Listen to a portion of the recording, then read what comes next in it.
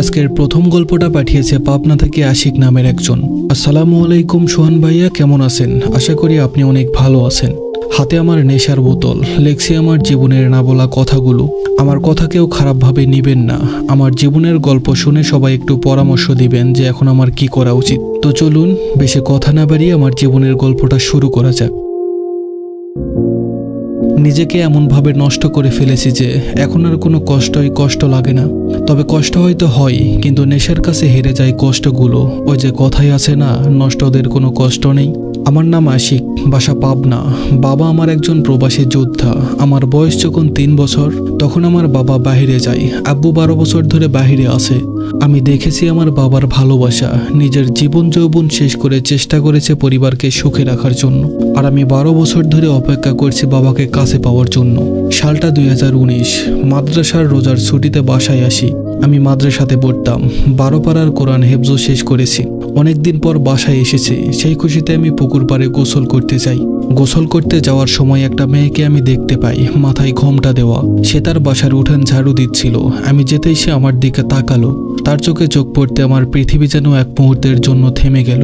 আমি মাথা নিচু করে নিলাম, আর সেও তার মাথা নিচু করে নিল। আমি গোসল করে বাসায় আসলাম। এরপর আমার এক বন্ধু আসলো আর বলল, কিরে কি হয়েছে? আমি বললাম, আচ্ছা ওই বাসায় একটা মেয়েকে দেখলাম, কিরে সে?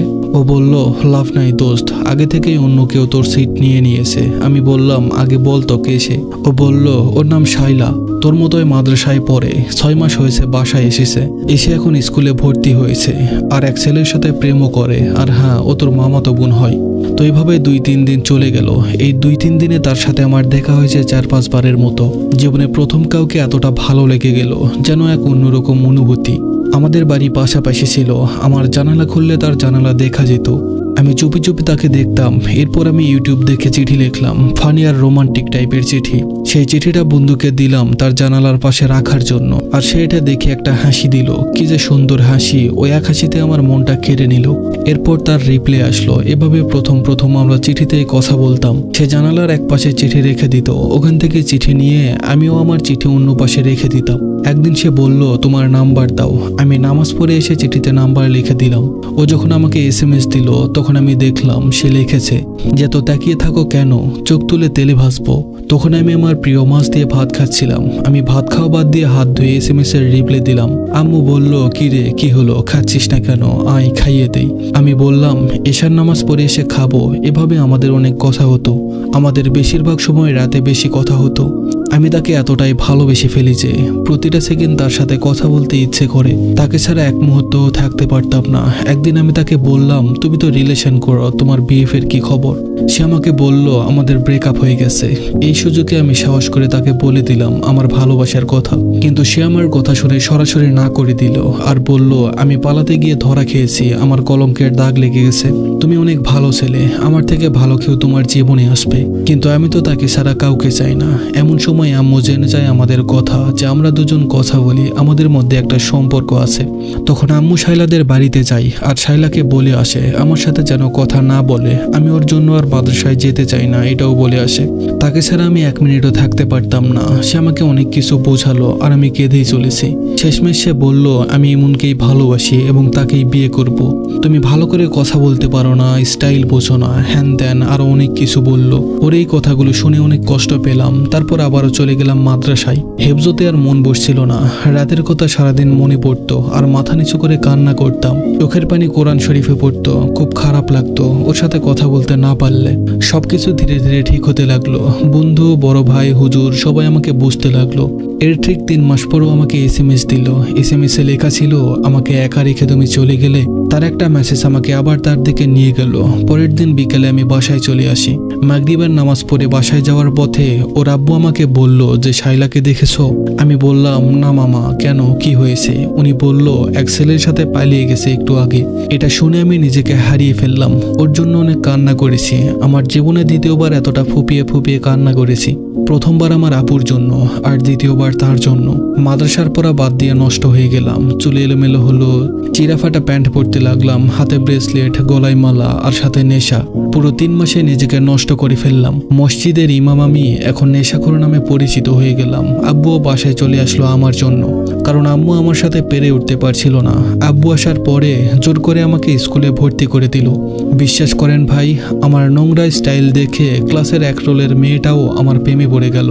আসলে মেয়েরা ভালো ছেলেদেরকে মূল্য দেয় না, আবুল ভাবে, আর টোকায় খারাপ ছেলেদের রাজপুত্র মনে করে। আমার গ্রামের সব মেয়েদের সাথে প্রেম করা হয়ে গেছে। তার কানেও চলে গেল যে আশিক এখন এত খারাপ হয়ে গেছে যে 2 দিন পর পর মেয়েদের সাথে মেলামেশা করে। বিশ্বাস করেন ভাই, আমিও তাকে দেখাতে চেয়েছিলাম, দেখ তুই আমাকে ছেড়ে গেলে কি হবে, তোর মতো 10টা মেয়ের সাথে আমি পার্সোনাল সময় কাটাই। তো ঠিক 6 মাস পর সে SMS দিল আগের সিম দিয়ে, আর বলল আমাকে ভুল বোঝো না, তুমি ভালো ছেলে, তোমাকে আমি ভালোবাসি, কিন্তু একজনকে আগেই নিজের সবকিছু দিয়ে দিয়েছি, তোমাকে আমি ঠকাতে পারবো না। আমার বিয়ে ঠিক করেছিল বয়স্ক একটা লোকের সাথে, তাই আমি ইমনের সাথে পালিয়ে গেছি। তোমাকে মনে পড়ে, আবার ভালোবাসি, কিন্তু তোমাকে ইউজ করতে চাই না। তুমি এসব বাদ দিয়ে ভালো হয়ে যাও, তুমি বাইরে চলে যাও, নিজের জীবনটাকে নতুন করে সাজাও। তো কিছুদিন পর আমি সব ছেড়ে বাইরে চলে আসি। যাওয়ার আগে তার সাথে শেষ দেখা করেছিলাম। সে আমাকে একটা গোলাপ দিয়েছিল আর সাথে 175 টাকা।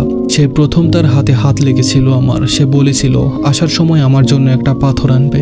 আজ 2025 সাল, তার দেওয়া শেষ 2টা জিনিস আমার কাছে নেই। লিবিয়া দিয়ে ইউরোপ যেতে সব হারিয়ে ফেলেছি। আজ 7 বছর হয়ে গেছে, আজও তাকে ভালোবাসি। শুনেছি ওর একটা সুন্দর ফুটফুটে মেয়ে হয়েছে।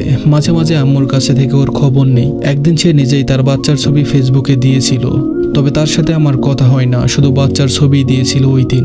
তামাক পাতার শেষ টানে আমি আমার জীবনের না বলা কথাগুলো শেষ করলাম। আমি জানি না আমার জীবনের শেষ অধ্যায়ে কি লেখা আছে। সৃষ্টিকর্তা কি আমাকে ক্ষমা করবেন? আমি যে একজনের মায়ে পড়ে দিনকে ছেড়ে দিয়েছি, তা না হলে হয়তো আমিও দেশের কোনো এক নামকরা হুজুর হতে পারতাম। সবাই আমার জন্য দোয়া করবেন, আমি যেন জীবনে ভালো থাকতে পারি। এত টেনশন, ডিপ্রেশন আর ভালো লাগে না। তো এই ছিল আজকের আমাদের প্রথম গল্প। আশা করি গল্পটা আপনাদের অনেক ভালো লেগেছে। আসলে যাকে ভালোবেসে নিজের সবকিছু ভাবা হয়, সেই মানুষটাই যখন ধোঁকা দেয় তখন বুকটা ফেটে যায়। মনে হয় এই পৃথিবীতে ভরসা করার মতো আর কেউ নেই। রাতে ঘুম আসে না, খাবার খেতে ভালো লাগে না, মনে হয় তাকে ছাড়া পুরো পৃথিবী অন্ধকার। আর শোনো ভাই, পার্সোনালি তোমাকে কিছু কথা বলি। তুমি জীবনের সব থেকে বড় ভুলটাই করেছো। তুমি নিজের ভবিষ্যৎ, নিজের পড়াশোনা, এমনকি আল্লাহর পথ থেকেও দূরে সরে গেছো শুধুমাত্র কারো ভালোবাসার নেশায়। আসলে এটাই দুনিয়ার প্রেমের আসল রূপ। শুরুতে মিষ্টি, শেষ হয় শুধু জ্বালা আর কান্না দিয়ে। তবে মনে রেখো, এই কষ্টটা তোমার চোখ খুলে দেওয়ার জন্য এসেছে। আল্লাহ কাউকে ভাঙেন শুধু তখনই যখন তাকে আবার নতুন করে করতে চান। তাই সবকিছু ছেড়ে দিয়ে নতুন করে বাঁচতে শিখো। জীবনে ভুল মানুষ আসতেই পারে, তাই বলে তাকে না পেয়ে নেশা করে নিজের জীবনটা নষ্ট করার কোনো মানেই হয় না। এই পৃথিবীতে তোমাকে আর দ্বিতীয়বার কখনো পাঠানো হবে না। এটাই প্রথম, এটাই শেষ। তাই নিজের জীবনকে সহজ আর সুন্দর করে তোলো। আর জীবনে মানুষ আসবে যাবে, এটাই জীবনের নিয়ম। পৃথিবীতে শুরু থেকে এখন পর্যন্ত এমন কেউ কি আছে যে এখন পর্যন্ত পৃথিবীতে বেঁচে আছে? নেই। যাওয়া আসা এটাই নিয়ম ভাই।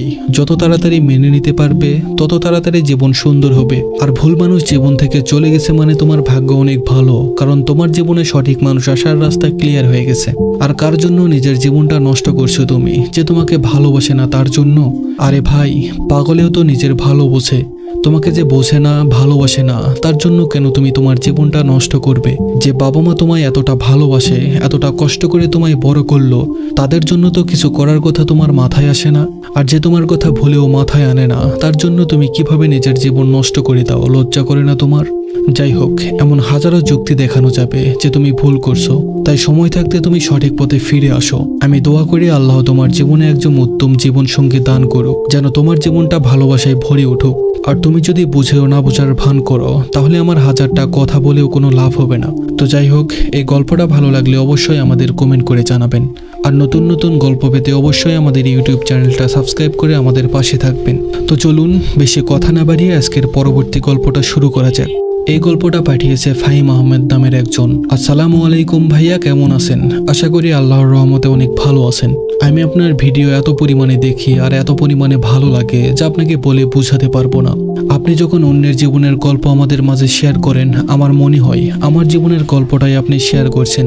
তাই আমি আজকে আমার জীবনের গল্পটা আপনার কাছে লিখে পাঠাচ্ছি। যদি ভালো লাগে অবশ্যই আমার জীবনের গল্পটা সবার মাঝে শেয়ার করবেন। তো চলুন বেশি কথা না বাড়িয়ে সরাসরি গল্পে যাওয়া যাক। আমাকে তার জীবন থেকে সরানোর জন্য মোবাইল চুরির অপবাদ দিয়েছিল, তবুও তার প্রতি আমার মায়া ভালোবাসা কিছুই কমেনি। আমি ফাহিম।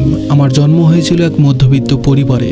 মধ্যবিত্ত বললে হয়তো ভুল হবে, গরিব বললেই চলে। আমার বাবা গ্রামের মসজিদে ইমামতি করেন। সেখান থেকে বাবা যে টাকা পেত সেটা দিয়েই আমাদের সংসার চলতো। তবে অনেক কষ্টের দিন পার করতে হতো আমাদের। নুন আনতে পান্তা ফুরাই যাকে বলে। আমার বাবার উপর অনেক দায়িত্ব ছিল। আমি হওয়ার আগে থেকে আমার বাবার উপর ছোট ভাই বোনের দায়িত্ব ছিল, মানে আমার ছোট চাচা আর ছোট ফুপুর। বাবা ইমামতি করে যে টাকা বেতন পেত তা দিয়ে হয়তো কোনো মতে সংসার চলতো, কিন্তু ভালো কোনো খাবার কপালে চড়তো না। আমি যখন খেতে বসতাম তখন খুব আশা নিয়ে বসে থাকতাম, হয়তো আম্মু ভালো কিছু রান্না করেছে, কিন্তু না, ভালো খাবার আর পাতিল থেকে বের হতো না। তবুও আমি হাসি মুখে খাবার খেয়ে উঠতাম, কারণ আমি দেখতাম আমার বাবা কত কষ্ট করে সংসার চালায়। বাবা হয়তো মাঝে মাঝে ভাবে আমি যে আল্লাহর ঘরে দিনরাত খেদমত করি, সেই আমি নিজের ঘরে বাচ্চাদের মুখে ভালো খাবার তুলে দিতে পারি না, এ কেমন পরিহাস।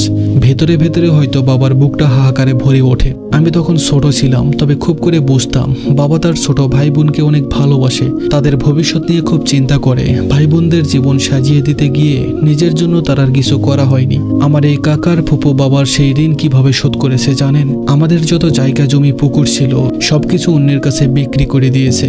আমার বাবাকে একদম নিঃস্ব করে দিয়েছে। আমার বাবা কখনো কল্পনাও করেনি যে ভাই বোনকে তিনি ছোটবেলা থেকে লালন পালন করেছে তারাই তার সাথে এরকম প্রতারণা করবে, যে ছোট বোনের ভবিষ্যৎ সাজাতে গিয়ে নিজের জন্য কিছুই করতে পারেনি। যাকে ভালো ঘরে বিয়ে দিয়েছে সেই বোন তার বিশ্বাস এমনভাবে ভেঙে দিবে। আমি তখন স্কুলে পড়তাম, কিন্তু বাবা আমার পড়াশোনার খরচ ঠিক মতো দিতে পারতো না।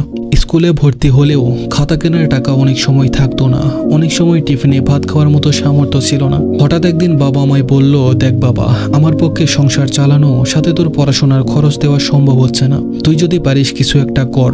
আমার বয়স তখন কতই বা হবে। আমার জীবনের সবচেয়ে বড় কষ্টগুলো এখান থেকেই শুরু। আমি পড়াশোনা করতে চেয়েছিলাম, কলম হাতে নিয়ে স্বপ্ন লিখতে চেয়েছিলাম, কিন্তু দারিদ্রতা আমাকে সুযোগ দেয়নি। কেয়ার করার পড়াশোনা বাদ দিয়ে দিলাম। এই ছোটবেলা থেকেই শুরু হলো আমার কর্মজীবন। বন্ধুদের দেখতাম ব্যাগ কাঁধে করে স্কুলে যেতে, আমার খুব ইচ্ছে হতো, কিন্তু কি আর করার। তো পড়াশোনা বাদ দিয়ে আমি হেল্পারের কাজ নিলাম। প্রথম কাজ করতে আমার অনেক কষ্ট হতো, কিন্তু বাবার পরিশ্রম করা মুখের দিকে তাকিয়ে আমি সব কষ্ট মেনে নিয়েছিলাম। তো বছরখানেক পর আমি কন্ট্রাক্টর হয়ে গেলাম। আমার আন্ডারে তখন 20 থেকে 25 জন মানুষ কাজ করত। আমার পরিশ্রমের ফলে আমার পরিবারে সচ্ছলতা ফিরে আসে। তো 2021 সালে আমার একটা ভাইয়ের বিয়ের কার্ড নিয়ে আমার ফুপুর বাড়িতে গিয়েছিলাম। সেখানে গিয়ে আমার ফুফাতো বোনকে দেখে আমার অনেক ভালো লেগে যায়। ওর নাম মাকসুরা। এক কথায় প্রথম দেখাতেই আমি ওকে ভালোবেসে ফেলি। ওকে দেখার পর আমার বুকের ভেতর কেমন যেন হতে থাকে। আমার জীবনে কোনো মেয়েকে দেখার পর মনের ভেতর এমন অদ্ভুত অনুভূতি হয়নি, কিন্তু তাকে দেখার পর থেকে কেমন জানি মনে হতে লাগলো আমার ওকেই লাগবে। ওখান থেকে বাড়ি আসার পর কিছুতেই মন থেকে তাকে সরাতে পারছিলাম না। এতটাই ভালো লেগেছিল যা আমি ভাষায় প্রকাশ করতে পারবো না। তাকে দেখার জন্য ছটফট করতে থাকে আমার মন। আমার শুধু মনে হচ্ছিল কবে বিয়ের দিনটা আসবে। বিয়ের দিন আসলে সে আমাদের বাসায় আসলে তাকে মন ভরে দেখে নিব। অবশেষে বিয়ের দিন চলে আসলো। সব